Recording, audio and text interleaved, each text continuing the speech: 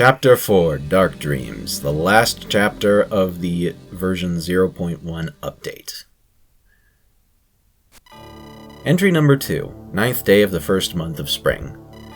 After close to a fortnight, the last of the winter snows have finally melted off, making travel less difficult.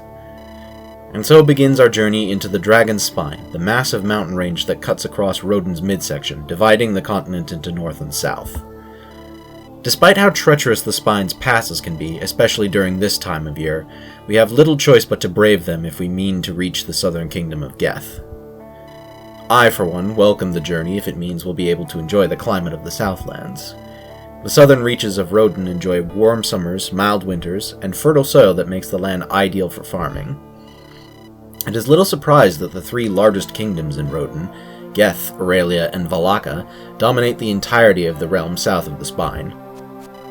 Yet as we begin our ascent into the mountains, my thoughts cannot help but turn back to offhand comments made by Locke and Corinne when discussing travel in the Spine. Rumors of evil beasts prowling the peaks of the range, preying upon any traveler unlucky enough to fall afoul of them. Locke claims the tales to be nothing more than rumors, but Altair and I have enough experience to know that there may be more truth to the tales than we'd happily admit. I pray that we never discover the truth behind these tales. But experience has taught me that neither the Lord of Light nor the Earth Mother are capable of answering every prayer we make to them. Zayan. Keltar Ruins. The sun is making its way below the horizon. We'd do well to pitch our tents and start settling in for the night. It's quite fortunate that we happened to stumble upon these old ruins. Their crumbling walls will provide a natural shelter for the evening. Agreed, but we should still light a fire as soon as we're able. Winter may be over, but it's still bloody cold up in these mountains. Sam, is something amiss? No, not at all. It's merely these ruins. I recognize this style of architecture. These structures were built by the Keltar long ago. Do they remind you of your old village, perhaps? A little. It's strange to think that once upon a time, we Keltar were the most populous race of people in Roden. Now there are so few of us left. You've never spoken much about the village you lived in before you came to Adam's Abbey. Do you miss it much, Zayan? I'm not quite sure how I'd answer that question.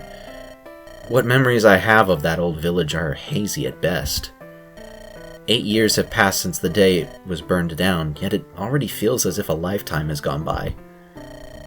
You never did tell us the full story of how it came to be destroyed. I'm curious to the details, but if it's too painful a memory to relive, then I'll understand. No, it's quite alright. It was a bright day in late spring when I was a lad of only 12 years of age. I remember an army of soldiers wearing bright red armor descending upon my village without warning. At the fore was a man of great height and broadness, with hair and eyes the color of blood. He gave orders to a general in scarlet armor with hair as black as pitch. This general, he gave a command, and the soldiers began killing anyone they could find. Houses burned. Women and children were butchered in the streets. The Scarlet General came for me, and when my mother and father came to my defense, he struck them down. Before they died, they told me to run, and so I ran. I took only a spear, a bow, and some arrows, and the clothes on my back. I never saw any of my fellow villagers again. I suspect I was the only survivor of that massacre. Lord above, I never knew. I'm so terribly sorry, Zayan. You said the soldiers wore red armor? Might they have been Valakan soldiers, perchance? I would not know. I know not why they came, only that they left destruction in their wake. Why did you not tell us this tale sooner, Zayan? I'm not entirely sure. Perhaps I simply wished not to remember that black day. Or perhaps it's because I see that part of my life as a past best left behind. But please, do not weep for me. I survived that tragedy. And terrible as the ordeal was, it led directly to meeting you and Altair. The Keltar are a resilient people. We Angari might proclaim them a dead race, but they are alive and well. Pockets of Keltar still eke out a living, even to this day. You are proof of their resilience, Zion. Don't ever forget that. Yes, and we'll happily call you our friend, Zion. Thank you, Altair, Mary. Even if I were offered a chance to return to my old village, I would refuse it in favor of keeping you two as my friends. We know, Zion. But the hour is getting late. We should settle down to sleep soon. Still not enough. What? Is this a dream? Just a little more. All I need is a little more, and it shall be completed. I must have patience. They will deliver what I seek to me. They always do. Who goes there? Oh, what's this? A human. You can hear me? How curious. Show yourself, whoever you are. If you so insist, human. Then who am I to deny you? What in the... What are you? Do I frighten you, human? I suppose that is to be expected. It's natural for a mortal such as you to know fear in the presence of a god. A god? Rubbish. You are no Lord of Light. I can sense it by looking at you. Lord of Light? I would never be so pretentious as to carry such a worthless title. The power I command far outstrips that of the false gods you humans created in your delusion. No, your gods do not exist.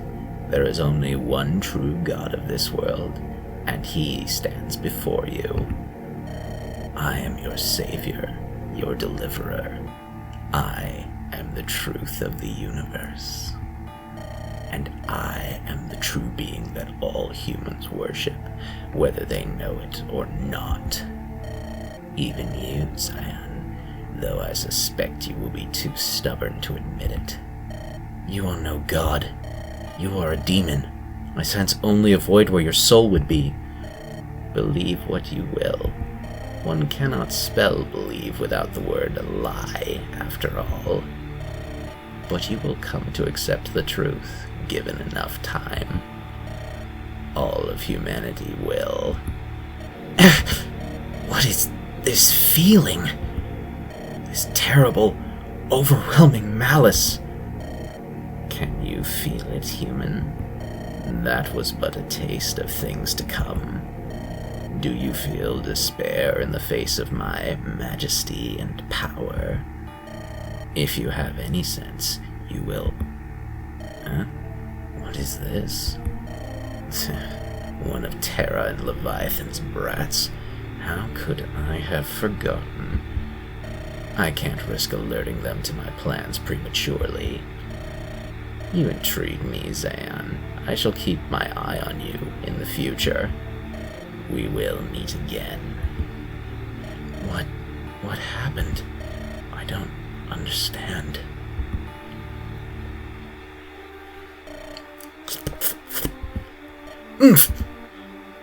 Kuhulan? What is it, boy? Woof! Aroof! Ku? You seem agitated. Aroof! Aroof!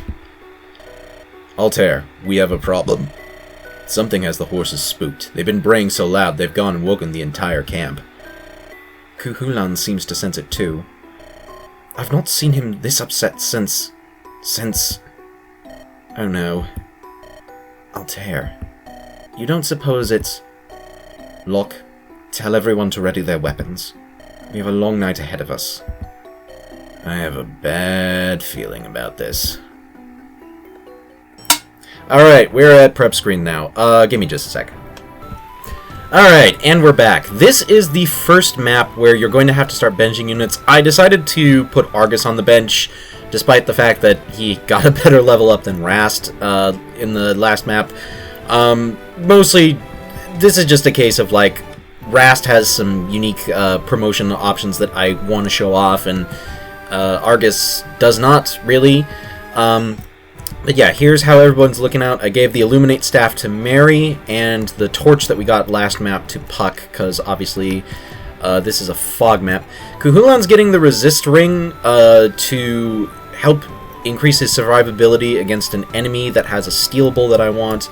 And Phoebe gets the Holy Lance because she is probably the best user of it on this map. And she does need some experience because she's a little lower leveled compared to everyone else.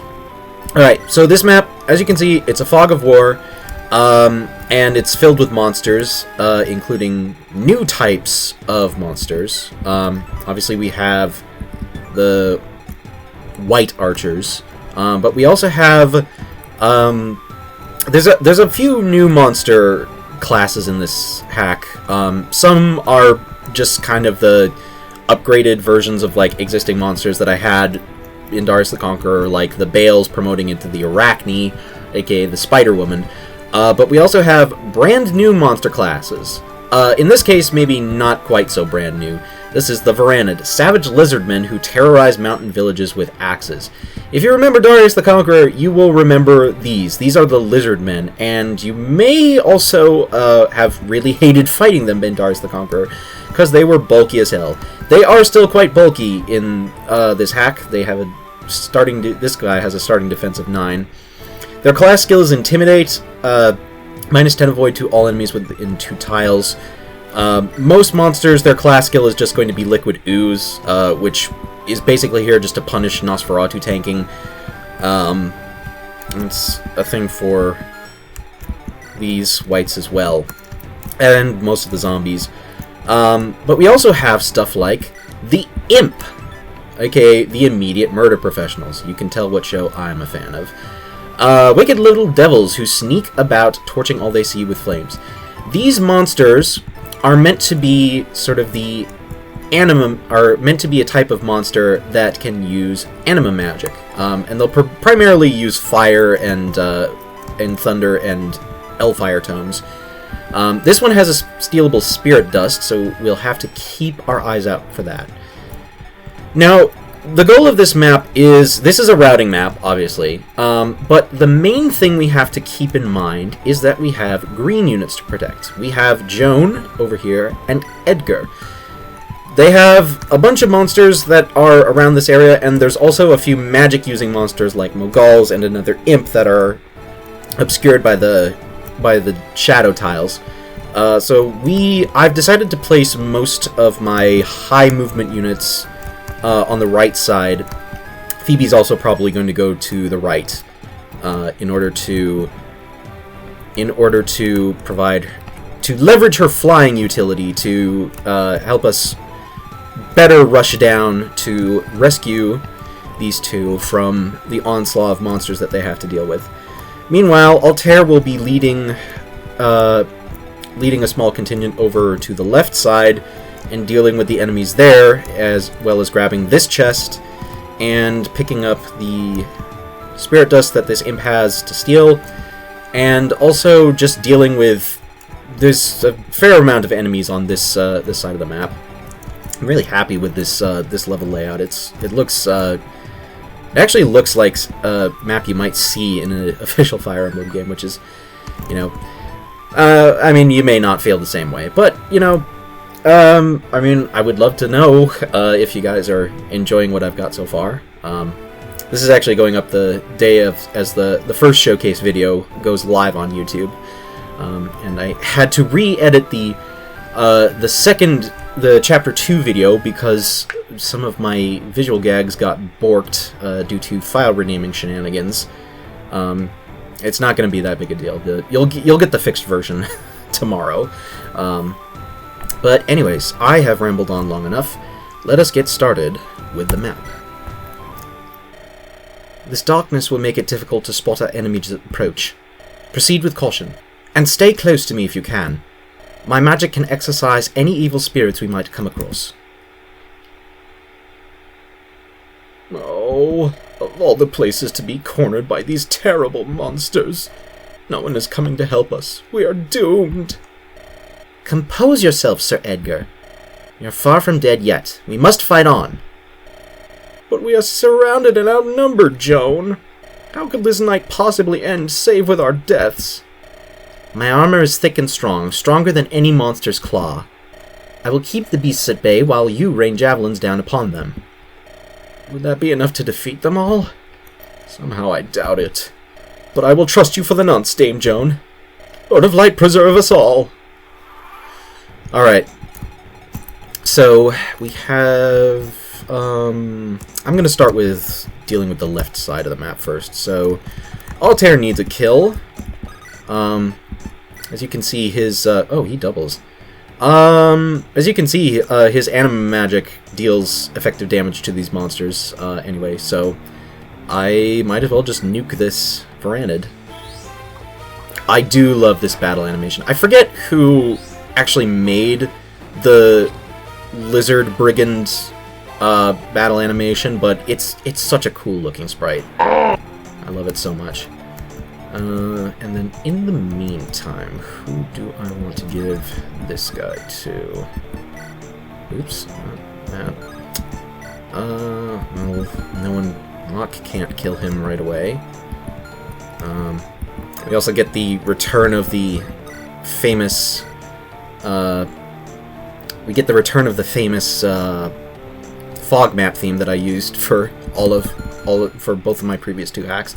I am still so proud of this song. It sounds so creepy. It's great. So these archer whites thankfully are stuck at 2 range for their bows, not 3. So I might as well just have Kuhulan weaken this Revenant. And then Locke, you can pick up this kill. Bonk. Level up. Magic, skill, and luck. Not a great first level up, I'm gonna be honest, Locke. And then we'll just have these two go and get in a position for the next turn. And meanwhile, we do have talk conversations to do in this chapter, so we might as well have Mary go up here and talk to Phoebe for a little bit of extra dialogue before she uses her torch staff. Lady Mary, your hair, Is something the matter with it? Is something the matter with it? It's beautiful, positively radiant. Even in this darkness, it shines like the silver glow of a full moon. Oh, why, thank you, Phoebe. Your hair is also quite beautiful. Oh yes, naturally, anything connected to us is beautiful. But even my lovely golden tresses feel positively common compared to your wondrous silver locks. You must carry some measure of the blood of old Dragovia in your veins, do you not? Yes, my brother and I are of Dragovian descent. It's not something we think much of, to tell the truth. Why ever not? Were the ancient Dragovians not the most beautiful people in all the old world? Yours is the blood of dragon tamers of old, of conquerors and emperors. I am familiar with the histories. The Dragovians once commanded a vast and mighty empire on the distant continent of Angaran. When a disaster struck their home and sunk it into the sea, most of them perished and died out. But a few survived and sailed across the sea to Rodin, where their bloodline continues to this day. Yes, very good. And even to this day, the Dragovians remain the ultimate standard in human beauty. And here I am beholding one with my own 2 eyes. I feel so blessed. Oh, what I would not give to run my fingers through those silver strands and take in its wondrous scent. Phoebe? Oh! Please forgive me my impertinence, milady. A simple slip of the tongue, I assure you. I swear, I was not thinking any sort of lewd thoughts towards you. I don't believe you! I believe it would be best for us to end this conversation here, Phoebe. We have more important matters to attend to. You just posted cringe! Oh, drat, I've gone and spooked her off. Damn me and my loose lips. Oh, but she is such a kindly young lady, I'm sure she will forgive me. As well she better. I simply must steal a kiss from a Dragovian. Not today, Phoebe. And as you can tell by that conversation, Phoebe is canonically bisexual. There's actually a few characters who are going to be revealed as bisexual throughout this the story of this hack. Alright, now it's time to deal with the right side. Phoebe has the Holy Lance, so she can just nuke this white without any fear of repercussion, which is marvelously convenient. And she doesn't get any Kanto help from that. Now for this guy here. Rast can just bonk him on the head. And... oh, excuse me. I am recording this a little bit earlier in the day than normal, but it is not terribly long after I had some form of food, so we will be continuing the trend of me burping in the middle of my sentences. Yeah, Rast, you may as well just clonk this guy on the head. And take no damage in the process, despite the enemy having a 65. Maybe it would be more feasible for the hit if they had a 69! But then again, maybe not. Zan, you move as far as you can. You are the person... Altair can talk to these guys to recruit them, but Zan is the one who's, you know, in the immediate direction that they are, so it's more likely that he's going to be the one to do it. Now, Corinne. Use the javelin on this white.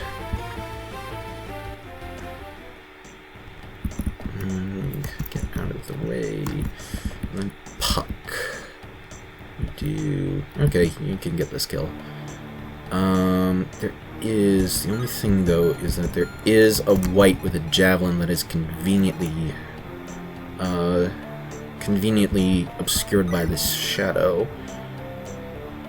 I'm gonna trust that Puck will... I mean, there's no chance of, like, two enemies coming after Puck at once, because you have the one with the javelin, but you don't have... But this guy, right here, wielding the Poison Lance, he actually doesn't move until turn 2, so he's not going to be coming after us, so it's really just that one javelin. Which means that we can have Victor go up here, wield the Iron Lance, and talk to Puck for a little bit of extra world building. These ghastly monstrosities. Even I cannot help but shiver at the sight of them. Me, a trained knight. Do not feel ashamed of being afraid, O great Grey Knight. Even we, who fears no shadows, has fear of the Hellspawn. Hellspawn? Is that what they are called? Aye, hell is the only place they could have spawned from. Wherever they go, everything that once was living dies. Flowers wilt, trees are torn down and hacked to pieces. Any animal they see, they butcher and leave the carcass to rot. You seem to have quite some knowledge of these creatures, Puck. Puck might have left the smelly old black bears sooner if we did not fear the Hellspawn more. They come in many shapes and sizes, all of them evil. I do recall young Master Altair telling a tale of fighting off walking corpses the day he and Zayan met. Are there other kinds of Hellspawn beyond that? Many more kinds, more than you might think. Some types are well known, revenants, whites, floating eyes, giant spiders, and the like. But there are others you may not be so familiar with. Lizards in human shape, with hides like stone and axes sharp enough to cleave a boulder. Tiny imps that flit about spitting fire everywhere. Suits of armor possessed by wicked spirits, moving about with no body. And so many more besides that. Perhaps I ought to compile a list of these monsters and what abilities they are capable of. Such information may well prove vital for our future survival. Puck will tell all we know of the Hellspawn to the Great Grey Knight. But such is best told after the battle is done, else we will not survive the night to tell. We will scout ahead through the dark. Keep your eyes open and follow us. Well, luckily for you, Victor, I did compile a list of class data for every class in the game, not just monsters. And it should be found in the Google Drive folder where you got this patch, if you are watching along in the video. Oh, Jones... Jones not playing around. She really wants these monsters dead. She does start with the Holy Axe equipped, which means that she'll be able to just walk over most of these enemies. Not that they're doing much damage to her. So you might as well just speed through these battles. Enemies do come with swords, though. The whites do come with swords, though, which means that they'll have a bit of a hit rate bonus against her when she's wielding that axe. And as expected, Puck takes a hit from this javelin, but that's not too big of a deal.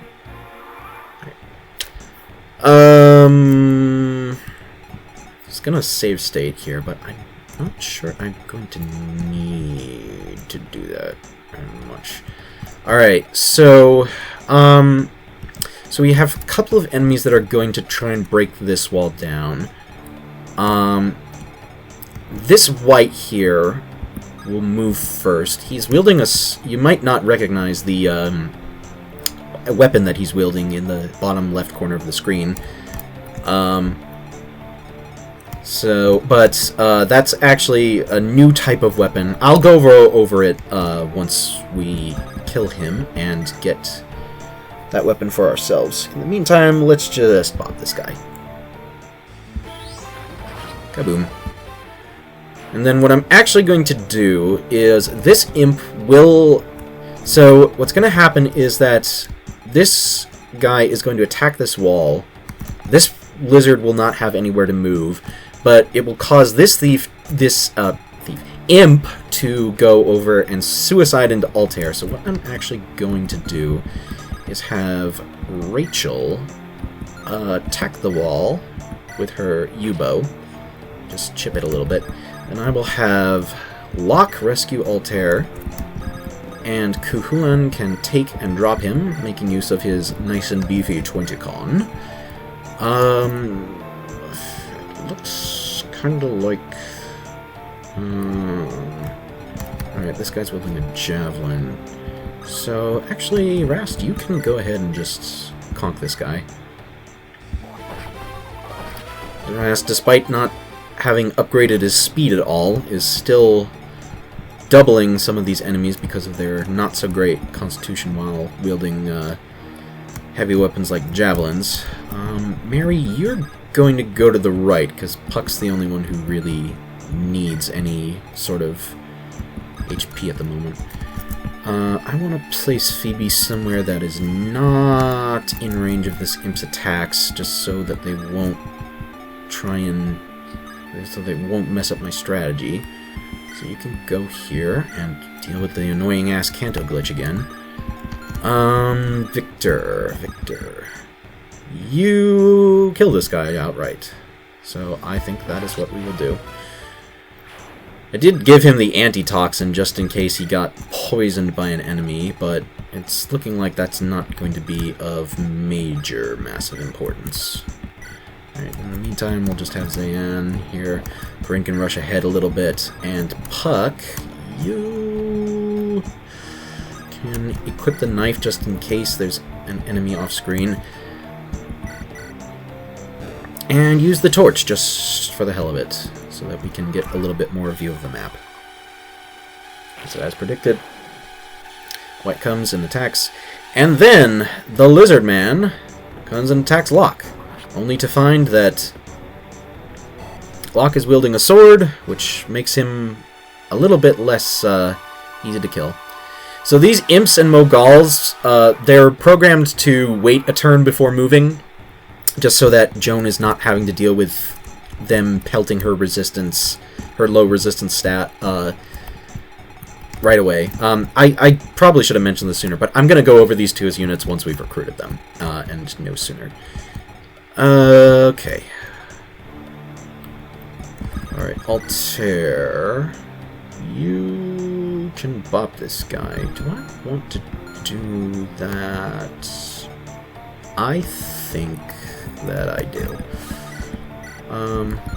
Actually, but do I want to use the, I could go either way. I think I want to spend some time raising the light magic rank. It's not going to raise it very much because it's only getting one hit in before he dies. HP, magic, speed, and resistance. Not bad. 12 speed already, you know. This, Altair is doing some good work with getting stats. Alright. Now, this guy here, his weapon is the Blood Edge. Cursed. -6 defense, res, and luck. This is sort of an extension of a thing I did in Darius the Conqueror, where I had the Devil's Axe be a weapon that reduced defenses, but had a ton of might and crit. Cursed weapons will have a lot of might, and will always have 50 crit, but they will reduce your defense, resistance, and luck by 6. Why 6? Because, well, it's 3 sixes, you know? I mean, it's not that hard to get the message of what that's trying to say. So yeah, this Blood Edge, it's powerful, but it also has, it also weighs a sack of bricks, has only 70 hit, which is pretty low by sword standards. But it's E rank, anybody can use it, and it does give 5 weapon EXP per use. So it can be quite helpful if you want to raise your weapon ranks up. All that said, it also means that this guy is really easy to kill and also really easy to double. But you do see those stats, you know, if this guy gets a hit in, he's gonna do a lot of damage, and that 44 crit is a thing that you have to be careful of. But luckily, Tiresias does not care about that. Oh, he's getting a crit, so... and dealing 69 damage, which is oddly appropriate for Tiresias in ways. And we get the Blood Edge for ourselves, with -1 of its durabilities, but that's not too big of a deal. And we can also... I should probably mention that these imps, their class skill is Hex, which is -15 avoid to all adjacent enemies.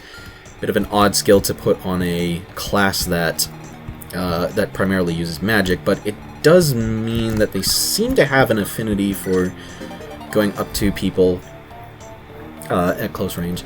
We get a Holy Sword, Batman! I don't know how much I'm going to be making that joke. Grab this, because it's a joke that kind of ran thin when I was doing it in the playthrough I did with Lewis, the playthrough of Darius the Conqueror that I did with Lewis all those years ago. Well, I say all those years ago. It was earlier this year! Oh, man. My mind is going some places. Mary, you're still having to play catch-up with everybody, which... not great.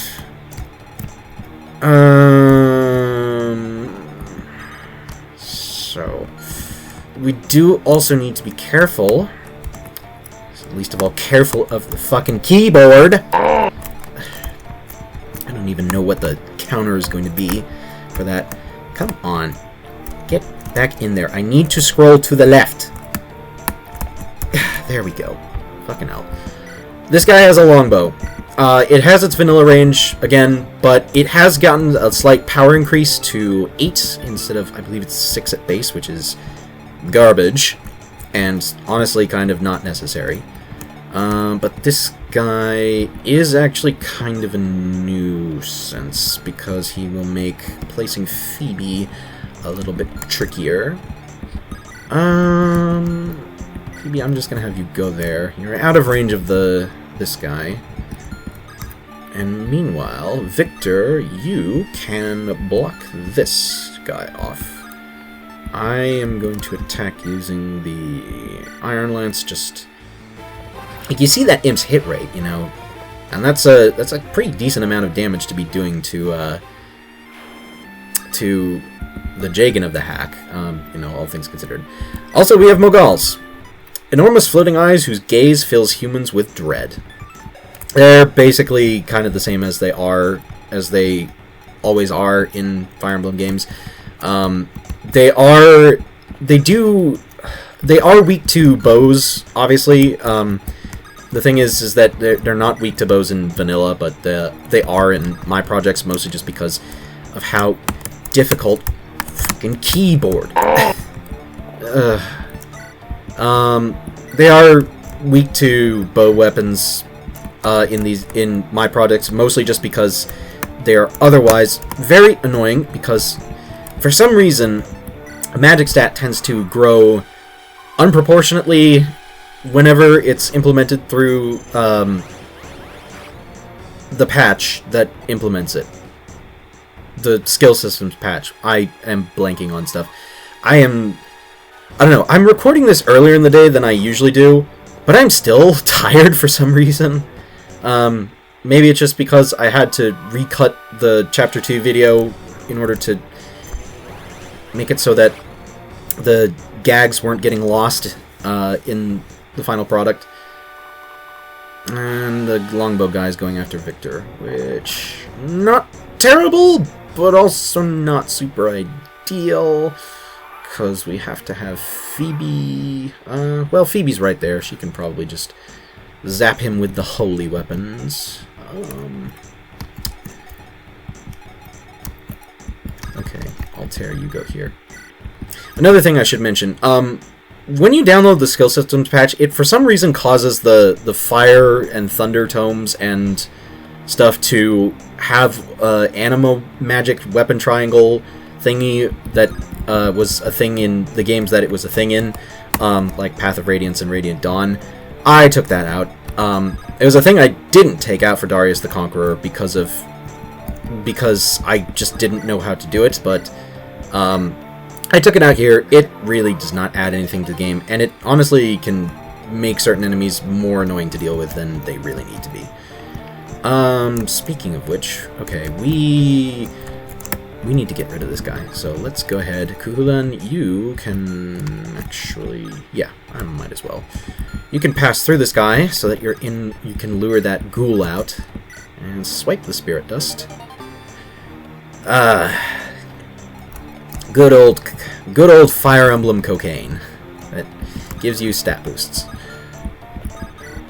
And Altair, not the best hit rate, but you double, so you'll have 2 chances to hit this guy. GG-easy. GG-easy. Now, I actually kind of wanted the longbow guy to go after the left side party.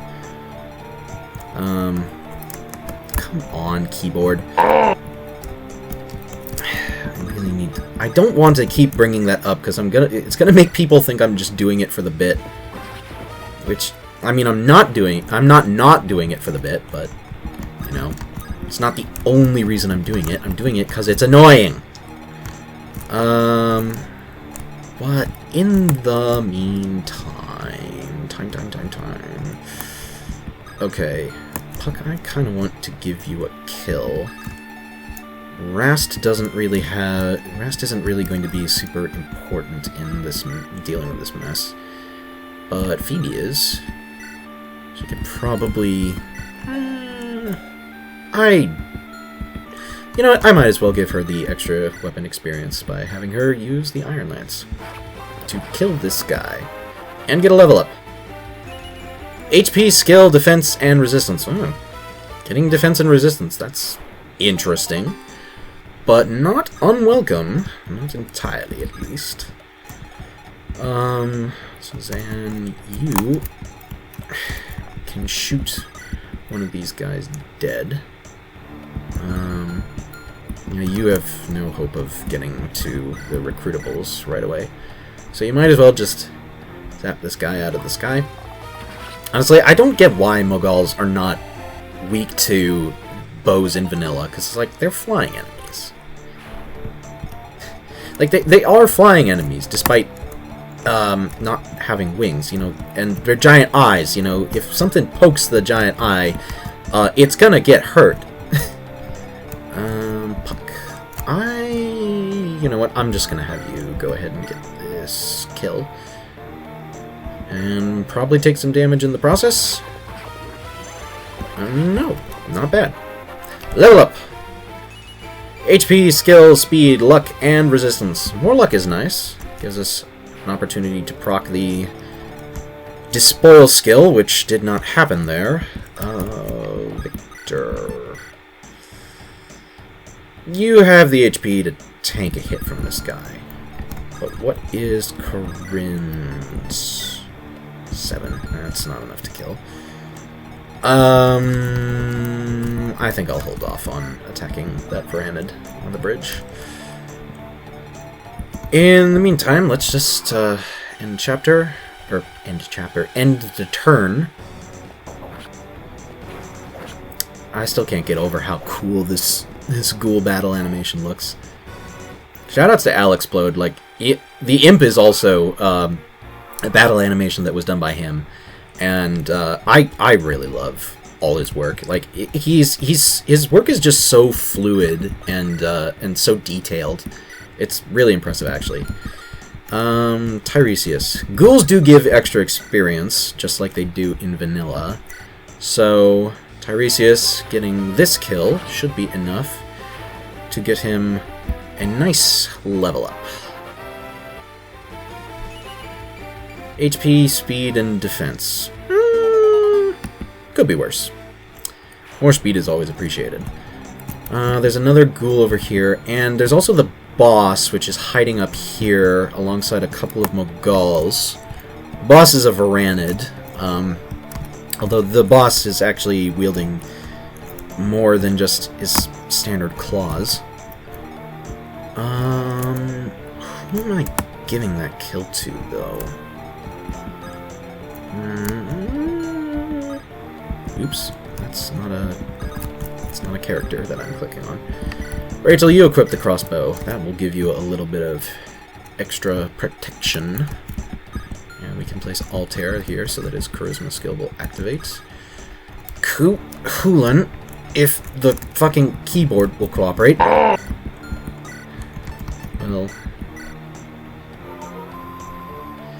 go here, heal up, and not Altair.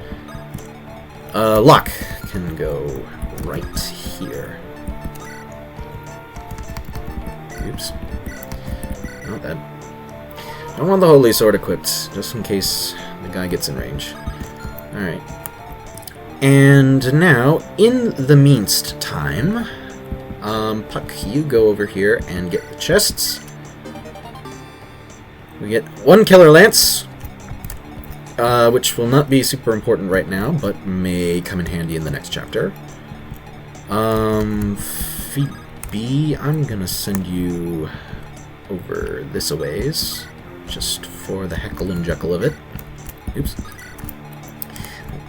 Freaking Canto glitch.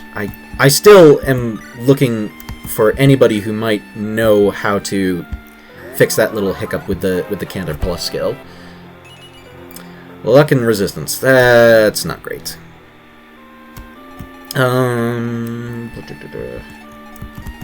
Alright. Victor, go over here and pop this guy for a bit of damage.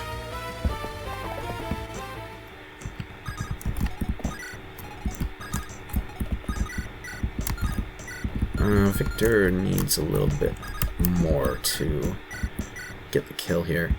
So Corinne can provide it. And then Victor, go with the Iron Axe, just for hit consistency. And he's almost to a level up. He'll probably get it from Chip EXP. And meanwhile, let's have Zayan talk to Joan and Edgar and recruit them. Yeah! Stay back, you devils! Peace, my good man. We are fellow humans, and we mean you no harm. You may lower the point of your spear. Stand down, Edgar. They pose no threat to us. Good God, you quite nearly made me have a stroke, good sirs. But heavens above, are this pair of you a sight for sore eyes. Who are the two of you? I am Joan, and this is Sir Edgar Ritter. We are Knights of Geth, sworn swords of the House of Belgazis. Knights of Geth, you say? What brings you so far away from your home? Our king sent us on a reconnaissance mission that took us into the Spine. We left with 24 men under our command, but alas, we kept falling afoul of packs of Hellspawn as we made our return. Now Joan and I are the only two of our original group left standing. We are sorry for your losses, but you've held out quite well in spite of all the danger. As I have said, we are proud Knights of Geth. If these beastlings thought us easy prey, then they are sorely mistaken. They do outnumber us quite handily, however. We would be most grateful if you would assist us in this battle, sirs. If it's aid you need, then you shall have it. Right, Zayan? Aye, we'll send those monsters back to hell where they belong. Bless you both, kind strangers. We'll follow your lead. Give us our orders and shepherd us to victory. If you're wondering why that conversation had a background over it, it's because this happens whenever you have a conversation with 4 portraits over a gameplay segment. I learned that the hard way while doing the Darius the Conqueror, and I've seen it in a couple of other hacks that are of slightly better quality than that. So I'm just going to put this PSA out right now. If you have a mid-map conversation that's going to have 4 portraits in it, put up a background. It's not that hard to do, and it will avoid graphical glitching, so it'll make your project look a little bit more professional. Anyways, we have 2 new units. First up is Joan, a woman who became a knight to help feed her family, just and loyal.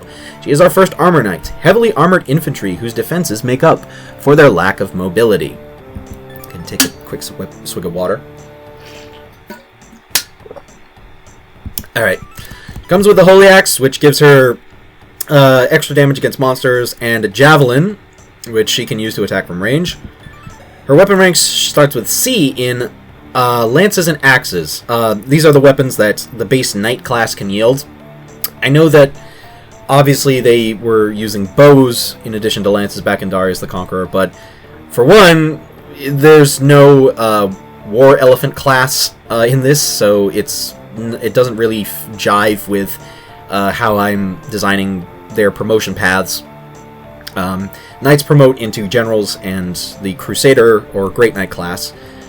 So they're just starting with Lances and Axes, which I think is appropriate given that those are the 2 weapon types that Generals tend to wield in most Fire Emblem games. Her base stats and her growths: 60 strength, 25 magic, 40 skill, 45 speed, 35 luck, 65 defense, 15 res, and 85 HP. Her personal skill is Armor March. At the start of a turn, if unit is adjacent to an armor ally, unit and adjacent armor allies gain +2 move. Notably, this does work with the Crusader/Great Knight class, meaning that she can give Victor, she'll not only get go up to 7 movement, but she'll give Victor 9 movement, or any other character who happens to be a Great Knight. And the Knight's class skill is Pivot, allows a unit to move to the opposite side of an adjacent ally. Joan I could see being a unit who could usher in some very ridiculous strategies regarding with making use of her Armor March skill. In fact, I'm just going to have her sit down next to Victor right here so that she can show that off next turn. And meanwhile, her companion Edgar... I'm pressing the wrong button. Edgar, a soldier of Geth who would be a model knight if not for his craven streak. He is a soldier, common foot troops armed with simple spears and shields, the bulk of any army. He comes with the short spear, which is the upgraded form of the javelin, and a new weapon, the Defender. This is a C-rank lance that essentially works like the shield Naginata from Fire Emblem Fates, which was one of my personal favorite weapons for that game. Trades power for bulk. If we were to equip the Defender, and we would see that it causes him to lose 5 strength, but in return he gains 5 defense and 5 resistance. Again, it's basically the shield Naginata. A weapon that's basically designed for tanking. Might actually be more useful on Joan, honestly, than on Edgar right now. But yeah, starts with a C rank in lances. These are his base stats, and these are his growths: 55 strength, 15 magic, 50 skill, 55 speed, 35 luck, 45 defense, 20 resistance, and 80 HP. His personal skill is Winded Disciple, which gives him +10 hit and avoid when his HP is not at max. And the class skill for the knight is Reposition, which is a handy movement skill. Edgar, unfortunately, is one of the 3 unfortunates that I mentioned back in the Chapter 2 video, which means that he has to compete with a pseudo-lord who is a halberdier. This guy has 0 hit, which does limit his utility a little bit, but at the same time, he has very competent base stats for this point in the game, and very well-rounded base stats, too, so I could see some people deciding that he's very worth the while to use. I don't think I'll be using him in this playthrough. Although... anyways, Seraph from this third chest, and that's all the chests we have to deal with for this map. So now it's just finishing everything up. So Mary, go and heal Joan. I will say that a lot of what's happened on this particular set of videos for this playthrough is probably not going to be super important in the long run, because I'm going to go back and do a couple of like small tweaks to a couple of units' base stats before I move on to the next update, which I don't know how long that next update's going to be, because in addition to providing a couple more chapters, I'm planning on putting in all the supports that I've gotten, which is 14 different support chains, which 14 times 3 different conversations with varying lengths. Alright, so as you can see, Joan now has 1, 2, 3, 4, 5, 6, 7 movement. I should point out that once, this is not going to be super important right now, but the general class will also have 5 movement instead of 6 like in Darius the Conqueror. I think it would just be a little too broken to have that with like the basic with these movement skills. And Victor now has 1, 2, 3, 4, 5, 6, 7, 8, 9 movement range. So yeah, make of that what you will and have fun abusing it, or at least as much fun abusing it as you can in this chapter, given that it's not going to be super important. Obviously, it is limited by you need to have the characters next to each other at the start of a turn, but that shouldn't be too terribly hard to accomplish. Okay. This school... this school is... I don't think it's possible for my guys to weaken him with effective weapons. It's a little weird that the animation has like this this weird thing that happens whenever oh god damn it, she can't even shit. Something I forgot to mention about Cuchulainn is that he has slightly different movement parameters from a lot of units. He actually does not have his movement get gimped by forest terrain, and he has a limited ability to ford rivers as well. 6, okay, that's good. Which does give him a little bit of extra utility on maps that have a lot of dense terrain. And meanwhile, Rachel... shoot him dead. Blammo. Nice level up. And we get strength, skill, and resistance. Not bad. Extra strength is actually very much appreciated, given how lackluster Bo's attack power is. Yeah, I think we are... whoops, not that. We're set to end turn. And we have Moguls. It's the Evil Eye magic spell effect is a little weird. Like, you can see it right. It's it's only, I guess it's only when the animation is sped up, but there's like some weird artifacting going on the sprites. I don't know what that's about. Edgar shall be reposition bot. Puck, use the... oops, not that. Use the torch. Does that give us... yes, it gives us a view of the boss. The boss is a Varanid, as I said. It comes with a hammer. You may notice that the effective weapons have actually had their might beefed up a little bit, in exchange for not having very good hit rate and being kind of heavy. Hammer is kind of that. Hatchet. And he comes with the skill ring, which will give him a little bit of extra hit rate. He also has the personal skill of Vantage, so beware of that. Alright. Now, Tiresias. you do not deal effective damage to these guys. His mage, whatever the skill is called, I can't remember. I can just look it up. I'm a dope. Mage Slayer. His Mage Slayer does give him a little bit of extra power and crit when fighting against these, against enemies that can use magic. Can also use... Just use Rast to weaken the Smogal. Get a level up. HP, Strength, and Defense. That's not that much of a better showing compared to your last level up, but it's a step in the right direction. At least you got Strength. Altair. This guy's attack is 28. It's fully with...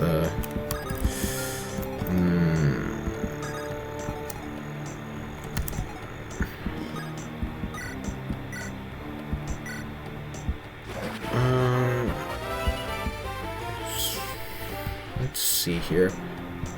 Who's in range of him now?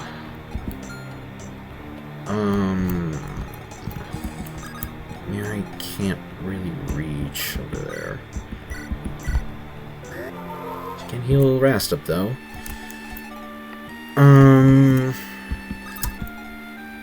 Here's what I'll do. I'll have Locke equip. Locke's speed is 10, whereas this guy has, if my keyboard will cooperate, has 10. Okay, I can put Locke here with the Holy Sword, just to chip the guy down. And Altair. No, we'll use Phoebe with Holy Lance to zap this guy. Probably didn't need to use Holy Lance, but it does. Although that screws up my strategy because it means that Phoebe's in range of him. I'll probably go for her.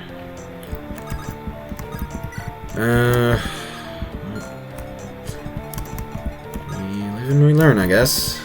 And hopefully this doesn't punish me too much for doing things this way.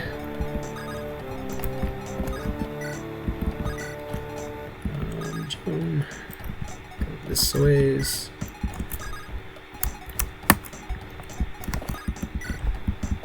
Victor here. And now, how does this play out? Phoebe takes a bunch of damage, but that's really about it, I guess. Never punished. And on these fog maps, as you can tell, the victory music doesn't play when you're only at one enemy. It would ruin the atmosphere. It would ruin the atmosphere quite a bit.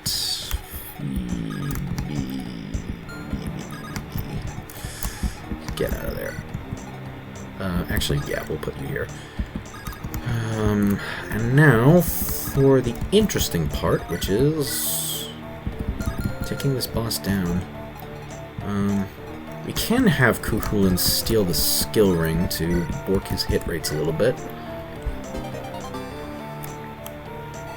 Might be necessary considering he has the Intimidate skill, which means that his hit rate is increased against us anyway. Unlock can take most of his HP in exchange for taking a hit. Just you get out of the way. You heal up Phoebe. And then,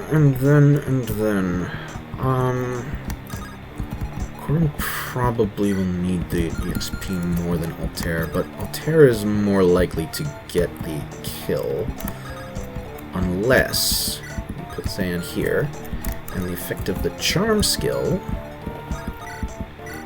yes, just enough. I think that we will give Corinne this kill.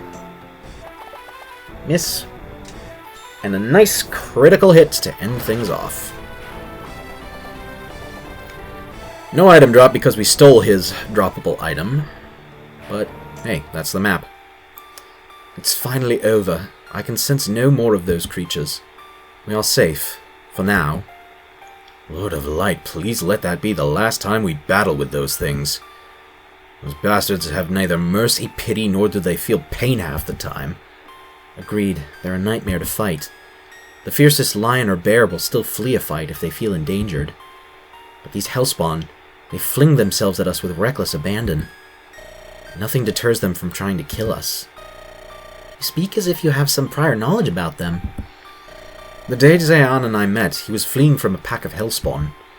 Even back then, I could sense they were not but pure evil. They have no soul, no desire but to kill all they come across. Angels and ministers of grace defend us. Whatever they are, they're dead now. We ought to be thankful for that fact. Agreed. Let us return to our beds and try to rest a few more hours. God knows we deserve what little sleep we can get. Begging your pardon, good sirs. We wish to extend our gratitude for helping us in that last battle. Indeed. Had you not come when you did, I fear we may well have been slaughtered. It was nothing. We saw 2 strangers in need, and we did what needed doing. Any man with a beating heart would have done the same. Correct me if I am wrong, but are you and your companions mercenaries? We are. But if you're looking to repay us, there's no need. This one's on us. Not that we had the coin to reward you, even if we wanted to. But perhaps we could repay our debt to you in another fashion. What do you mean? We did mention we are sworn knights of King Reinhard Belgazis, did we not? We may be able to grant you an audience for the king... should be with the king. Upon your return... Upon our return to Geth... God, I cannot read today.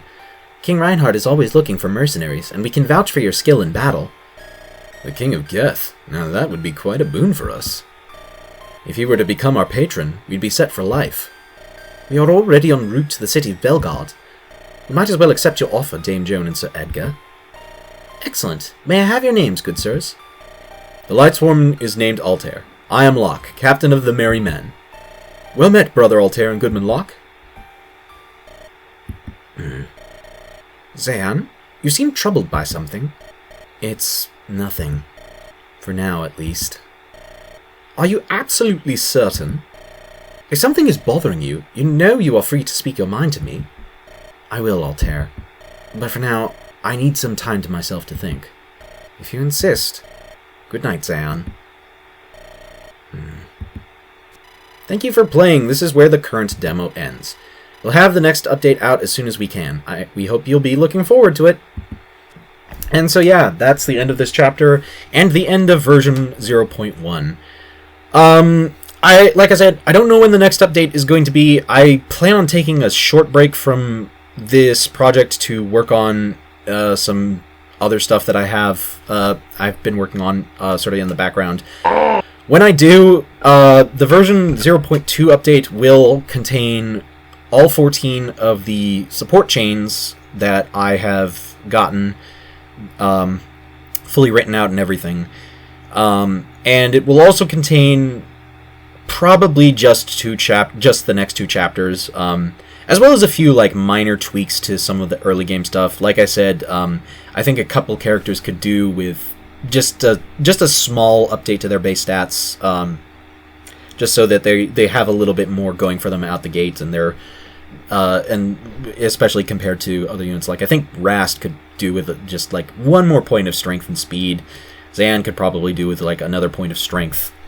But that does mean I'm gonna have to go back and playtest all that stuff, and also means I'm going to have to do another full playthrough of these chapters in order to get back to where I was, with more accurate team that more accurately represents the experience of playing this game. But yeah, this is another video that went over an hour. I don't know why. Maybe it's just because I'm taking so much time to like explain things or read stuff out. I don't know. But yeah, as always, you can, if you want to play this project, you can check the link in the description.